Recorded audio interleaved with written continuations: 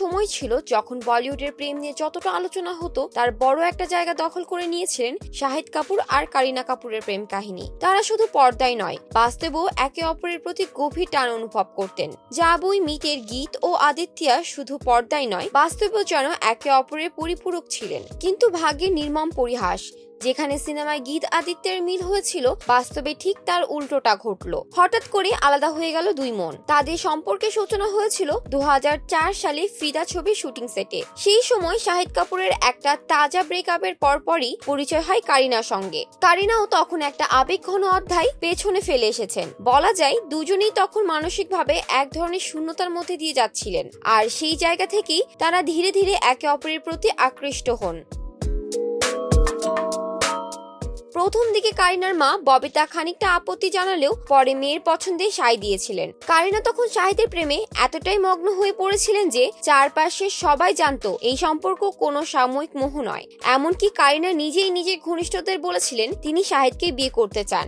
একসঙ্গে 36 চায়নাটাউন, চুপ চুপকে এইসব ছবির কাজের মাধ্যমে সম্পর্ক আরো গভীর হয়। শাহিদের জন্য কারিনা তার খাবারের অভ্যাস পর্যন্ত বদলে ফেলেছিলেন, হয়ে উঠেছিলেন নিরামিষাশী। শাহিদ যখন জাবুই মিটের স্ক্রিপ্ট হাতে পান, তিনি কারিনাকে ফোন করে বলেন তুমি এই চরিত্রটা করো, এটা তোমার জন্য একদম পারফেক্ট। কারিনা শাহিদের কথা শুনেই রাজি হয়ে যান। সেই ছবি বক্স অফিসে সুপারহিট হলেও দুর্ভাগ্যবশত মুক্তির আগেই ভেঙে যায় তাদের প্রেম।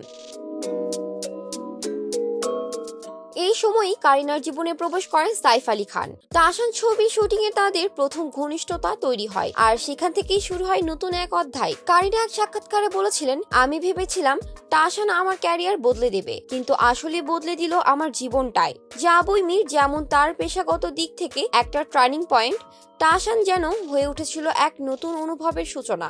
ব্রেকআপের কারণ নিয়ে অবশ্য কোনোদিনও মুখ খোলেননি শাহিদ কিংবা কারিনা, কিন্তু বলিউডের অন্তরে কান পাতলে শোনা যায় শাহিদ সম্পর্কের ব্যাপারে খুবই সিরিয়াস ছিলেন। কিন্তু কারিনা সেই সময় সাইফের সঙ্গে সম্পর্ক গড়ে তুলেছিলেন শাহিদকে না জানিয়ে। যখন শাহিদ এই বিষয়টি জানতে পারেন, তখনই সিদ্ধান্ত নেন এই সম্পর্ক আর টিকিয়ে রাখবেন না।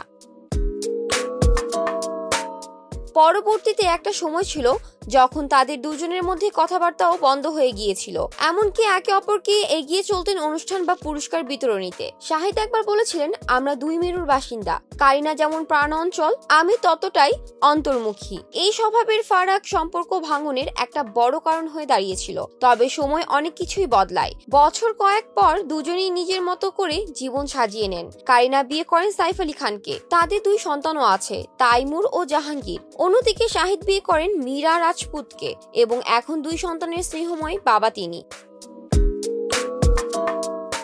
বিচ্ছেদের বহু বছর পর উড়তা পাঞ্জাবের মতো ছবিতে আবার একসঙ্গে কাজ করেন শাহিদ ও কারিনা। যদিও ছবিতে একসঙ্গে কোনো দৃশ্য ছিল না, তবুও এটা ছিল এক প্রকার ইঙ্গিত। অতীতের তিক্ততা পেছনে ফেলে তারা নিজেদের জায়গা থেকে পরিণত হয়েছেন। তাদের সম্পর্ক একদিকে যেমন ছিল স্বপ্নময়, তেমনি শেষটা ছিল অনেকটা সিনেমার মতোই নাটকীয়। কিন্তু সময়ের সঙ্গে সঙ্গে যে তারা পরিণত হয়েছেন সে ব্যাপারে কোনো সন্দেহ নেই। আজও যখন শাহিদ কারিনার নাম পাশাপাশি আসে, তখন অনেকেই ভাবে যদি থাকতো একসঙ্গে তাহলে কি হতো। কিন্তু তারা যেভাবে নিজের নিজের জীবন গড়ে নিয়েছেন, সেটাই হয়তো শেষমেশ সঠিক পথ ছিল। বলিউডে বহু প্রেম এসেছিল, আবার অনেক কিছু হারিয়ে গিয়েছে সময়ের ধুলোয়, কিন্তু শাহিদ কারিনার প্রেম কাহিনী আজও থেকে গেছে স্মৃতির পাতায়, এক রোমাঞ্চকর অধ্যায়ের মতো।